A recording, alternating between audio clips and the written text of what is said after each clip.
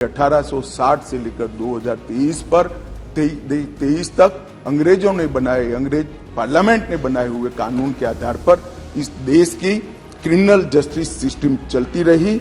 इसकी जगह भारतीय आत्मा के साथ ये 3 कानून अब प्रस्तावित होंगे और हमारी क्रिमिनल जस्टिस सिस्टम के अंदर बहुत बड़ा परिवर्तन आएगा।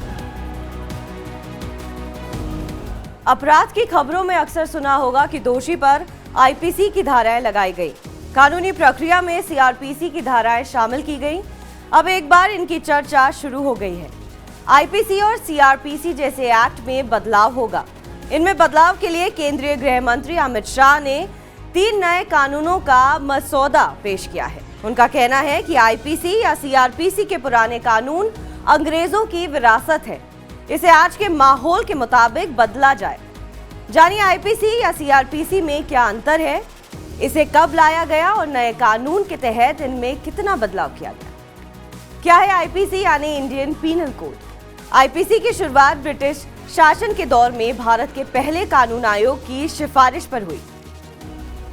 साल 1860 में यह अपने अस्तित्व में आई, लेकिन इसे भारतीय दंड संहिता के तौर पर 1 जनवरी 1862 को लागू किया गया। इसे तैयार करने की जिम्मेदारी विधि आयोग के तत्कालीन चेयरमैन से की गई थी। समय समय पर इसमें कई संशोधन हुए। भारत ही नहीं, पाकिस्तान और बांग्लादेश में ये लागू है। उस दौर में ब्रिटिश सत्ता के अधीन आने वाले देशों जैसे श्रीलंका, मलेशिया, सिंगापुर, ब्रुनेई और बर्मा में भी इसे लागू किया गया। अब समझते हैं कि इसका मकसद क्या था। सिविल लॉ या क्रिमिनल लॉ भी आईपीसी यानी भारतीय दंड संहिता के तहत आते हैं। गंभीर अपराधों के मामलों में आईपीसी की धाराएं लगाई जाती हैं। आईपीसी भारतीय नागरिकों के अपराध की परिभाषा के साथ उसके लिए दंड भी तय करता है। इसमें 23 चैप्टर हैं और 511 धाराएं हैं। इसकी धाराएं भारतीय सेना पर लागू नहीं होती हैं। कितना अलग है सीआरपीसी? आमतौर पर थानों में मामले आईपीसी की धाराओं के तहत दर्ज होते हैं, लेकिन इनकी जांच की प्रक्रिया में सीआरपीसी का इस्तेमाल किया जाता है। इसका पूरा नाम है कोड ऑफ क्रिमिनल प्रोसीजर, यानी आसान भाषा में समझे तो पुलिस आपराधिक मामलों को आईपीसी के तहत दर्ज करती है, लेकिन उसके बाद की प्रक्रिया सीआरपीसी के तहत चलती है। इसे उदाहरण के तौर पर समझते हैं। मान लीजिए कोई अपराध हुआ तो उसके लिए अपराधी पर पुलिस आईपीसी के तहत धाराएं लगाएगी, लेकिन उसकी गिरफ्तारी कैसे करेगी? अगर अपराधी कोर्ट के आदेश के बाद भी वहां नहीं पहुंचा तो पुलिस कौन सी प्रक्रिया अपनाएगी? ऐसी तमाम बातों की जानकारी पुलिस को सीआरपीसी से मिलती है। हालात के मुताबिक पुलिस इसे अपनाती है। सीआरपीसी को लेकर पुलिस को कई अधिकार मिले हैं। अपराध को 2 हिस्सों में बांटा जाता है। पहला अपराधी की जांच और दूसरा पीड़ित की बात। सीआरपीसी में इनसे जुड़ी प्रक्रियाओं की जानकारी दी गई है।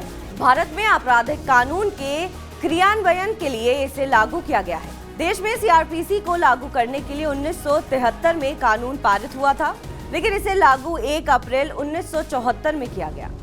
कितना होगा बदलाव? सीआरपीसी को नया कानून भारतीय नागरिक सुरक्षा संहिता रिप्लेस करेगा। इसमें 9 नई धाराओं को जोड़ा गया है और 9 धाराओं को हटाया गया है। इसके अलावा आईपीसी को भारतीय न्याय संहिता में बदला जाएगा। इसमें 511 धाराएं हैं, जिसकी जगह पर अब 356 ही रह जाएंगी। 8 नई धाराएं जोड़ी गई हैं। 175 धाराओं में बदलाव हुआ है। 22 धाराएं निरस्त की गई हैं। पुरुषों को यौन उत्पीड़न से बचाने वाली धारा खत्म।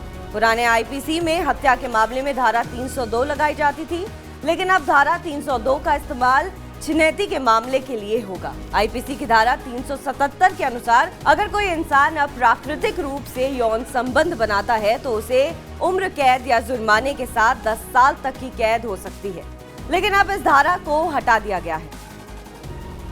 इसके अलावा आईपीसी की नई धारा 69 जोड़ी गई है। अगर कोई इंसान शादी का झूठा वादा करके यौन संबंध बनाता है तो इसे लागू किया जाएगा। दोषी को अधिकतम 10 साल की सजा दी जा सकती है। इसे रेप की कैटेगरी में नहीं रखा जाएगा। किसी लालच से धोखा देकर और पहचान छिपाकर महिलाओं से यौन संबंध बनाना बलात्कार की कैटेगरी में नहीं शामिल होगा। इसके लिए अधिकतम 10 साल की सजा दी जाएगी। बहरहाल आपको हमारी खबर कैसी लगी कमेंट सेक्शन पर जरूर बताएं। देश और विदेश की तमाम बड़ी खबरों के लिए आप देखते रहिए TV9 भारतवर्ष।